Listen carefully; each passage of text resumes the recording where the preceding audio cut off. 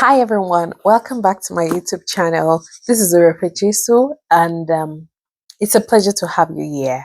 I really appreciate your coming here, even if you stumbled on my video, you're clicking to watch. Thank you. If you're here, please subscribe, please like, share, and comment below. On this channel, I talk about immigration updates in Canada, my journey in Canada as an international student. I talk about different things that could be useful, fun stuffs, and informations that I feel could be that are not really out there that could help you settle in Canada.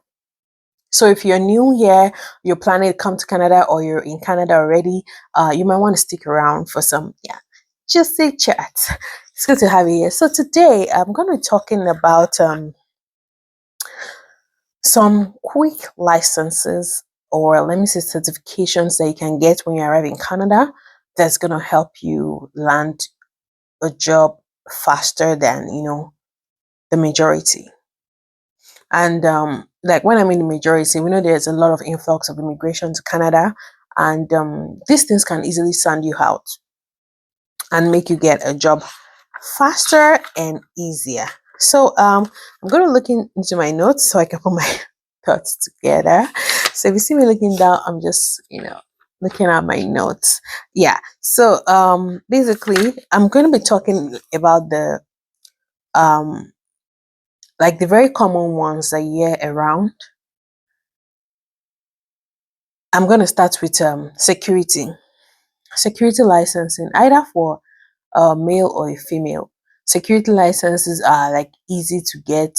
I think you have to do the training for a couple of days online, strictly online, and then you have to write the examination. It's less than $500 for you to get the certification, and there are lots of jobs as a security, and it's one of the easiest jobs for you to get around. So security license is like one of the very important certificate or certification you could want to consider when you want to start your job search in Canada. So like if you check online, there are lots of security jobs, some on all night, some during the day, and they pay real good money. Like I don't think there's any security role that pays less than $20. Yeah, which is way above the minimum wage. So you might want to consider getting a security license. Secondly, forklift driving. In one of my videos, I think I mentioned that like this was one of the things that stood my husband out when he got his role. And it was really, really, helpful. And a couple of people that I also know, you can get jobs with Amazon, like all these warehouses, they require people that can drive forklifts, and they're able to move, goods from place to place. And it's just I at this maybe I have to do a research, but it can also vary based on who is doing the training, because there can be said like the security license I mentioned about. I think there's Ontario Security. I think there's another, maybe coast to coast, they also offer security training. So there can be several bodies that are coordinating this training, but just to ensure that it's certified by maybe Ontario or whatever locality you find yourself, so that you don't end up wasting money on one that is not recognized where you stay. So that's very important, and that's why I might not be able to tell you the exact price of because it might vary, right? But I know that forklift license is really less than 200. It's less than $200 a year in Ontario. So a forklift license, if you can drive a forklift. You go there, and they train you for a day. They assess you, and they issue you the certificate and also a card that shows that you can operate a forklift. This also like really stands you out from the crowd of people that are looking for jobs. So like you can easily land a job with these in your resume. Thirdly, truck drivers. I heard that they are I don't know, I don't even know how to put it, but I think there's a lot of money there, and the hourly pay is huge and is really good. So you might want to try it, but I think it's a lot more expensive than anyone you can think of. You have to do a course, and you have to get a badge, and but when you get a job, you are on a enjoyment level. So, like truck driver, if you can drive a truck, you might want to make inquiries on how you can get one. Like if you meet people that do, a lot of this can actually be more effective when you have referrals, like referrals from people that are doing it already. But even if not, if you check online, every day they're looking for truck drivers. So you just need to, get to acquaint yourself with how you can get to be licensed and get the badge to be able to operate a truck, because some go outside provinces, some go outside Canada. So like you can know all the modalities that cuts across. Like I'm just giving a tip of um the basic things. You can carry out your research, you can ask people. Like at least when you have an idea of something, you should be able to want to dig further. So like getting a license as a truck driver is a hit. Yeah, dietary aid. um with you can get a dietary aid certification, or rather let me use the word food handling. Yeah, I think that's better. Food handling or food safety, it's a certification that you do. It is less than $100. You do it and you can be able to work in any food company. Like maybe you're working in a cakery, or you're working in a baking store, or even Tim Hortons, like any store that has to do with food production. Getting a food handling or food safety certificate is very important, and it's really cheap. Like it's one of the cheapest certificates you can get around. So there's also smart serve. So it's a certification. Yeah, you also get trained. I think you do it online and then you do the exam, you get a certificate. With smart serve, you can work in bars, you can work in clubs, you can work in places like that, that's where you can, you have to handle feeding and stuff, food that people eat and things like that. And this can also help you get job. Like so it's putting you in the ability to be able to penetrate into niches that um some people might not even be aware of. So this can help you land your job faster in Canada. Yes. GPA. This is gentle persuasive approach in dementia care. I've had people say they got a job with a GPA when they arrive in Canada. Like they did the GPA training, because the training is actually very in depth. I've done it before, and it breaks down the levels of dementia, what you have to do, how to handle a resident, so it doesn't seem like you're rough handling them. What to do in several situations where you encounter different levels of dementia. So like it's actually very very in depth training, and sort of covers a whole lot of things that you might even just learn on job experience. So you might want to consider doing a GPA. It's really affordable. You can check any of these private colleges.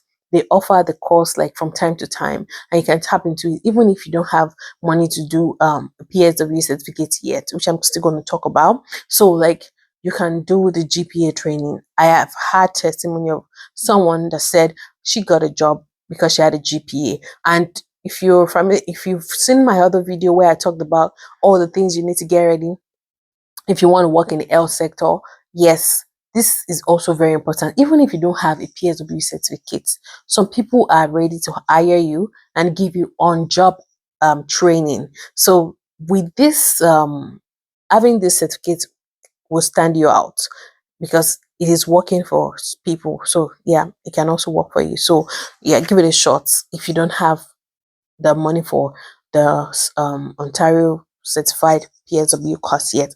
CPR and AED training, first aid CPR AED training. Like even if you're going to do the security license, you have to do this one. It is very very important.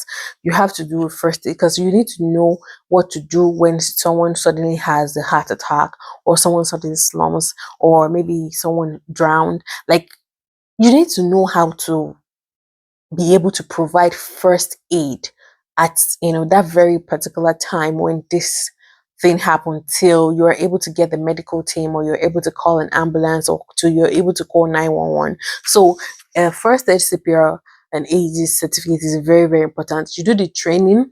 For the one I did, we had a whole bulk of online training first, and then went for some days of physical training where we did the practicals, and then we also did exam. And of course they issued us a certificate that was Ontario no, Canada Red Cross Society recognized. So like this is very useful even in your home. Like if anything happens to your kids, you know, anywhere you find yourself, rather than praying and all that, you can provide first aid while you still pray. As you are doing the first aid, you are praying alongside. So please, please, it's one of the certificates that you should, jump at when you come to Canada, because it can cut across and can be very useful in any field, and it's going to definitely stand you out when you're applying for jobs. So conflict prevention institute too, um CPI. Honestly, I think in Toronto it's a must for you to have it in most places, but like I said, I'm enrolled to do my training, but it's not like a compulsion where I work, or where I work currently, or where I worked before. It wasn't like a mandatory um thing for you to have. Every other one was, but like this one wasn't. But I remember when my friend got a job with that, because I think it does community care, so it goes from home to home. And unlike in a long term care where everybody's together, you have staffs that can help you mediate.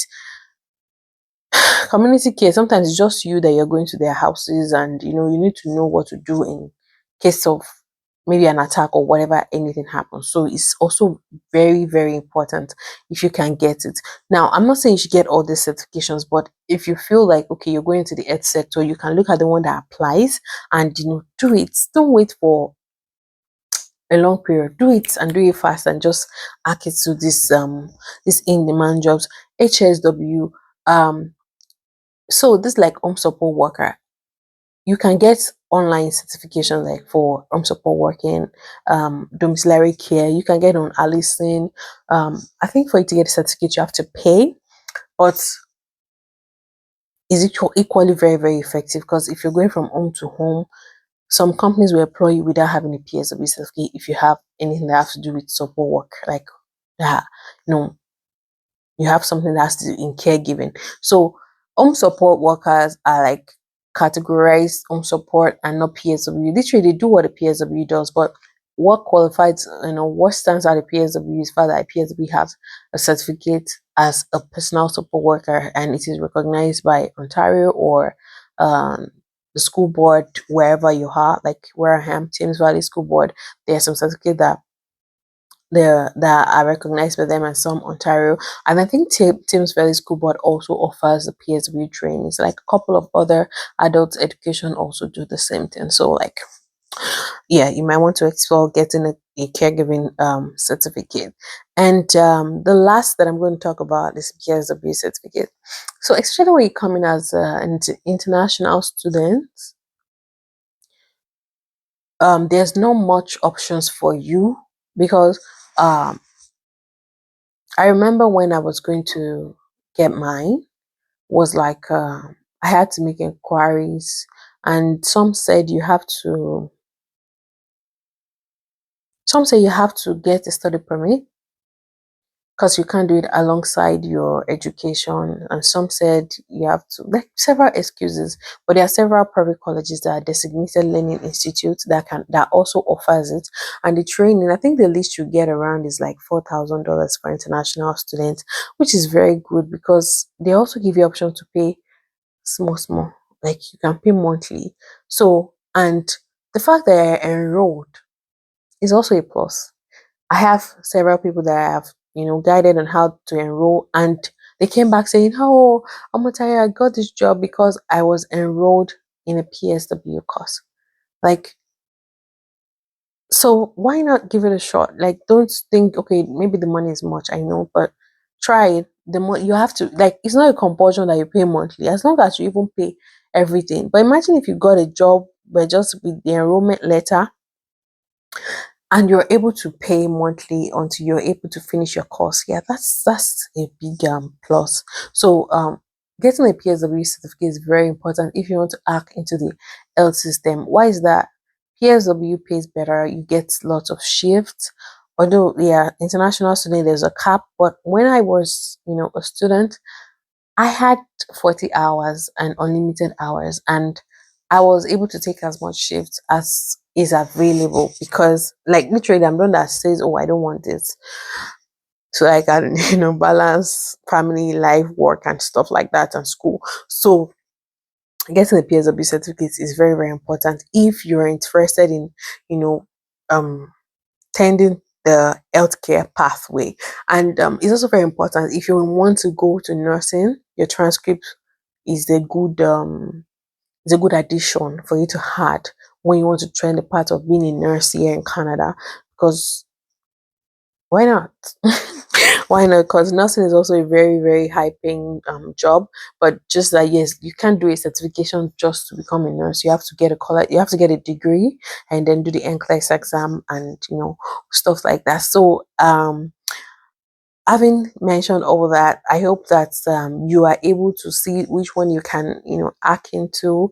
If you've come this far, please subscribe, comment. If you have any questions, please, I'll be glad to answer them, or you can even get people that can answer them for you in the comment section, because of course there's no island. There are several information that I don't know. I'm just trying to put out the one I know, so if it can be of help to you. So thank you very much for coming today. So on my part 2 of this video, I'm going to have part 2. I'm going to be talking about other and skills that can help you to gain financial stability in Canada, or that can help you to make cool, fast, and non-tax money. I didn't say that. So yeah, see you around. Thank you so much once again, and I'll see you in the next video. Bye.